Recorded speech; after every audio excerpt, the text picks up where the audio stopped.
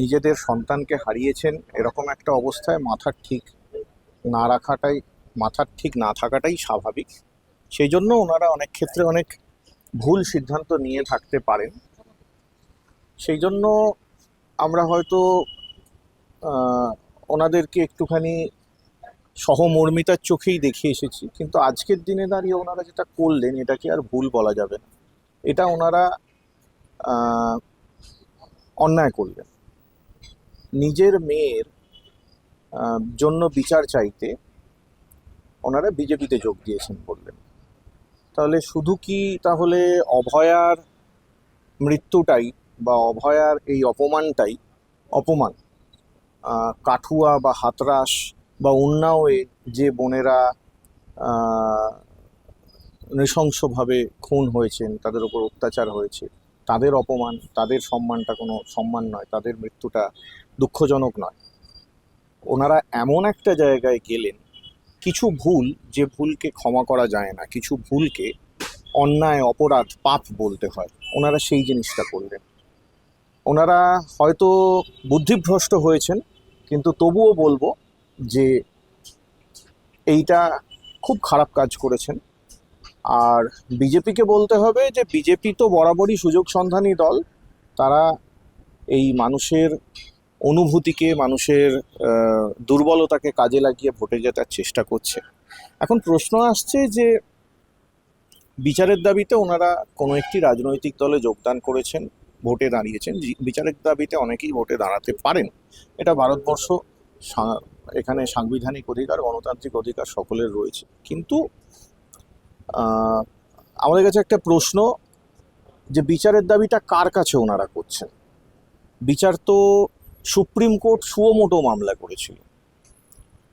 শিয়ালদা কোর্টেতে যে মামলার বিচার হয়েছে, বা কেন্দ্রীয় সরকারি তদন্তকারী সংস্থাগুলো যে তদন্তগুলো করেছে, সেইটার পরেও ওনারা বলছেন যে বিচার চাই। আমরা দেখেছি বিচার হয়েছে, অপরাধী শাস্তি পেয়েছে। জানি না এখন ওনারা কি বলতে চাইছেন, যে ওনাদের পছন্দসই কোনো অপরাধী শাস্তি পেল না, এরকম কি ওনারা চাইছেন?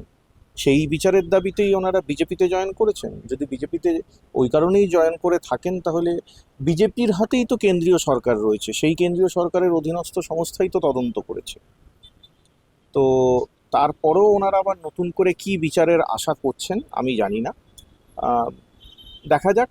লড়াইটা যখন ওনারা সরাসরি রাজনীতির ময়দানে নেমে করতে শুরু করেছেন, উত্তরটা আমরা রাজনৈতিকভাবেই দেব, এবং লড়াইয়ের আঙ্গিকেই আমরা লড়ব। একদম মুসলিমদের সমাজ থেকে আলাদা করছে তৃণমূল, বলছেন দিলীপ ঘোষ।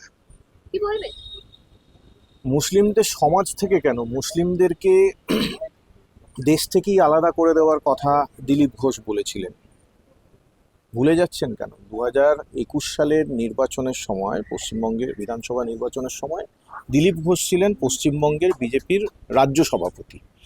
দিলীপ ঘোষ নির্বাচনী মিটিংয়েতে দাঁড়িয়ে বলেছিলেন, কোট আনকোট বলছি, বিজেপি এই রাজ্যে ক্ষমতায় এলে 2 কোটি মুসলমানকে পিছনে লাথি মেরে তাড়াবে। তো যারা মুসলিমদেরকে দেশ থেকে আলাদা করা, দেশ থেকে তাড়ানোর কথা বলছে, তারা আজকে বলছে তৃণমূল নাকি মুসলিমদেরকে সমাজ থেকে তাড়ানোর কথা বলছে। তৃণমূল কংগ্রেস সমস্ত ধর্মকে একসঙ্গে নিয়ে চলে। আমরা মনে করি ভারতবর্ষ একটা ধর্মনিরপেক্ষ দেশ। ধর্মনিরপেক্ষ কথাটার মানে কি? ধর্মনিরপেক্ষ কথাটার মানে আমরা প্রত্যেকে নিজেদের ধর্ম নিজেদের মতো করে পালন করতে পারবো, এবং অন্য কারো ধর্ম পালনেতে কোনো রকম বাধা সৃষ্টি করব না। এইটা তৃণমূল কংগ্রেস বা বিজেপি বিরোধী মেজরিটি রাজনৈতিক দল এই আদর্শই মেনটেন করে চলে এসেছে। তো বিজেপি আজকে এইসব নতুন নতুন গালগল্প বলতে শুরু করেছে। এগুলো আসলে বিজেপি বুঝতে পারছে পশ্চিমবঙ্গে তারা কোনোভাবেই ক্ষমতায় আসতে পারবে না। তাই বিজেপি একটা নতুন চাল চালতে নেমেছে, সেটা আমরা দেখতে পাচ্ছি। বিগত কয়েক মাস ধরেই নানা রকম নাটক আমরা দেখতে পাচ্ছি। বিজেপি এই রাজ্যের যে সংখ্যালঘু ভোট রয়েছে, সেই সংখ্যালঘু মানুষেরা যেহেতু মমতা বন্দ্যোপাধ্যায়কে তাদের কাছের মেয়ে, ঘরের মেয়ে, নিজেদের মানুষ বলে মনে করে থাকেন, সেই কারণের জন্যই মমতা বন্দ্যোপাধ্যায়ের প্রতি তাদের একটা ক্ষোভ উস্কে দেওয়ার চেষ্টা করছে বিজেপি। এবং নানা রকম ছলচাতুরি করছে। তারই এক একটা কি বলা যেতে পারে, তারই এক একটা উদাহরণ হচ্ছে এইসব ভুঁইফোড় কিছু রাজনৈতিক দলকে তুলে দাঁড় করানো হচ্ছে, যারা মুসলিম সেন্টিমেন্ট, মুসলমানদের মসিহা হওয়ার চেষ্টা করছে। এদিকে সারা জীবন ধরে, সারা বছর ধরে এরা মুসলিম কওমের জন্য কোনো এক ছটাকও কাজ করে না। মুসলিম কওমের কথা কেন, তারা বাঙালির জন্য, ভারতবাসীর জন্য কোনো কাজ করে না। তাদেরকে আজকে উস্কানোর চেষ্টা করা হচ্ছে এই সব রাজনৈতিক দলের মধ্যে দিয়ে। এগুলো আসলে বিজেপির এক একটা রাজনৈতিক প্যাঁচ। এগুলোকে পাত্তা দেওয়ার কোনো দরকার নেই। মুসলিম যারা রয়েছে তারা খুব নিশ্চিন্তে এই বাংলায় মমতা বন্দ্যোপাধ্যায়ের নেতৃত্বে বসবাস করেন, এবং তারা খুব ভালো রকমভাবে জানেন মুসলিমদেরকে বোকা বানানোর চেষ্টা করছে অনেকে, কিন্তু মুসলিমরা তো বোকা নয়। তারা, বাঙালি মুসলমানরা যথেষ্ট শিক্ষিত, যথেষ্ট রাজনীতি সচেতন। তারা জানে কে তাদের প্রকৃত অর্থে ভালো করতে চাইছে এবং কে তাদের ওই ব্যাঘ্র চর্মাবৃত শৃগালের মতো, কে তাদের বন্ধু সেজে আসছে কিন্তু ভেতরে ভেতরে তাদের পেছনে ছোড়া মারার চেষ্টা করছে। নির্বাচনের আগে এসআইআর করে বহু মানুষের নাম বাদ দেওয়া হয়েছে এবং আগামীকাল একটি সাপ্লিমেন্টারি লিস্ট প্রকাশিত হওয়ার কথা রয়েছে। এখনো বহু মানুষের নাম বিচারাধীন রয়েছে, তার আগেই ভোট ঘোষণা করা হয়েছে এবং দিকে দিকে দেখা যাচ্ছে বিভিন্ন বুথের সামনে, বিভিন্ন অঞ্চলে, বিভিন্ন কেন্দ্রে কিছু মানুষ তারা হাতে বন্দুক নিয়ে ঘুরছে। তো বাঙালি কি ভোটটাকে আরো ভয় ঢুকিয়ে দেওয়া হচ্ছে তাদের মধ্যে? দেখুন, সাপ্লিমেন্টারি লিস্ট আগামীকাল বেরোবে বলে আপনি বলছেন, আমরা এই কথাটা বিগত বেশ কিছুদিন ধরে শুনে যাচ্ছি। গত সপ্তাহের সোমবার দিন বেরোনোর কথা ছিল ফার্স্ট লিস্ট, বেরোয়নি। গত সপ্তাহের শুক্রবার দিন বেরোনোর কথা ছিল একটা লিস্ট, বেরোয়নি। তারপরেও আমি জানি না যে আগামীকাল সত্যিই বেরোবে কিনা।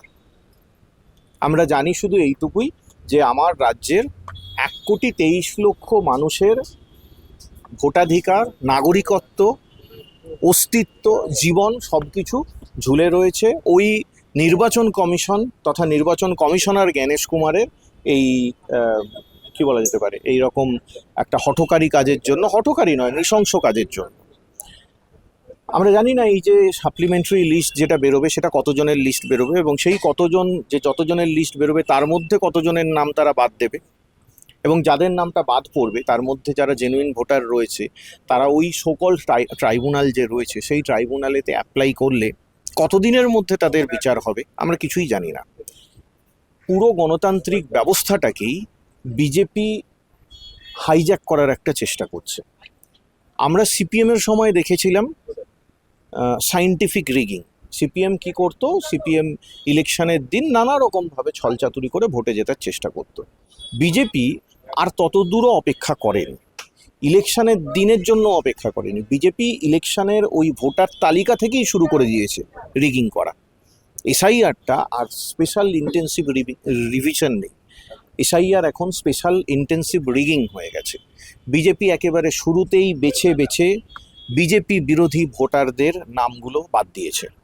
এই 1,23,00,000 যে নাম বাদ হয়েছে তার মধ্যে এই 60 লক্ষ নাম আন্ডার অ্যাডজুডিকেশন বলা হচ্ছে। সেই 60 লক্ষ নামের মধ্যে যদি আমি ধরেও নিই যে কিছু নাম থেকে যাচ্ছে, কিছু নামকে তারা আবার লিস্টের মধ্যে ঢুকিয়ে নেবে, বাকি যাদের নাম বাদ পড়বে সেই তাদের ভবিষ্যৎটা কি হবে? শুধু একজনের তো নয়, যার নামটা বাদ পড়ছে তার পরিবারের আরও যে সদস্য রয়েছে তাদের ভবিষ্যৎ কি হবে?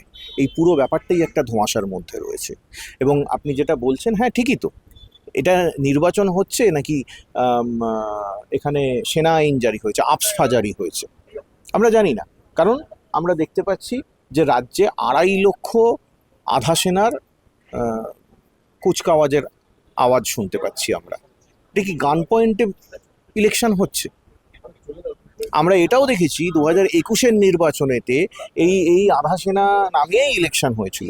তখন সম্ভবত 60-70 হাজার না 80 হাজার আধা সেনা নামানো হয়েছিল, এবারে 2.5 লক্ষ নামানো হচ্ছে। কেউ বলছে যে না, মানুষের মধ্যে কনফিডেন্স ফিরিয়ে আনার জন্য, আইন শৃঙ্খলা রক্ষা করার জন্য, সুরক্ষার জন্য। আমরা তো দেখেছি 21 সালের নির্বাচনে ওই 80,000 85,000 যে আধা সেনা নামানো হয়েছিল তারাই গুলি করে আমাদের শীতলকুচিতে 6 জন আমাদের সহনাগরিককে খুন করেছিলেন।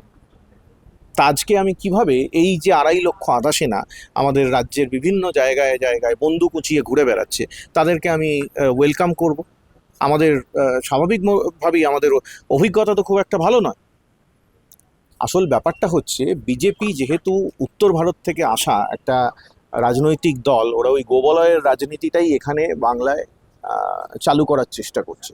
গোবলয়ের সিস্টেমটা কি আমরা জানি, সেখানে হচ্ছে গিয়ে যে বড় হুব্বা, যে মারতে পারবে সে নেতা, সেখানে সে ভোটে জিতবে। এই উত্তরপ্রদেশে দেখা গেছে, এই বিহারেতে দেখা গেছে, যত সব বড় বড় ক্রিমিনালগুলো বিজেপির এমএলএ এমপি হয়েছে।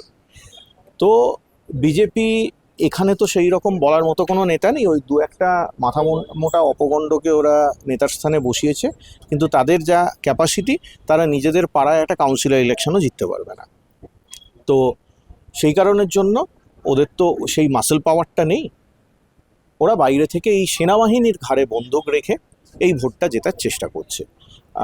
এই এবং আপনি দেখবেন আগের বারের ইলেকশনেতে মনে আছে, বিজেপির একজন একটা ভাঁড় রয়েছে, সায়ন্তন কি সামথিং নাম, সে বলেছিল যে এই আধা সেনাদেরকে বলবো যে একেবারে এম করে করে বুকে গুলি করতে।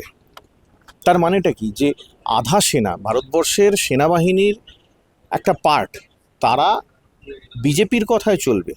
তারা কি বিজেপির এইসব ছোটোখাটো দু পয়সার নেতাদের কথায় চলবে?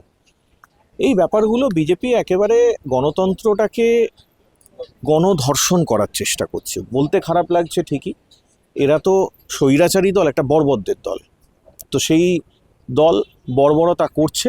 আমরা বাঙালিরা, বাংলার সাধারণ মানুষ ঐক্যবদ্ধভাবে 2021-এও এদেরকে ধুলো চাটিয়ে ছেড়েছিলাম, এবারেও ছাড়বো, এইটুকু আমরা নিশ্চিত।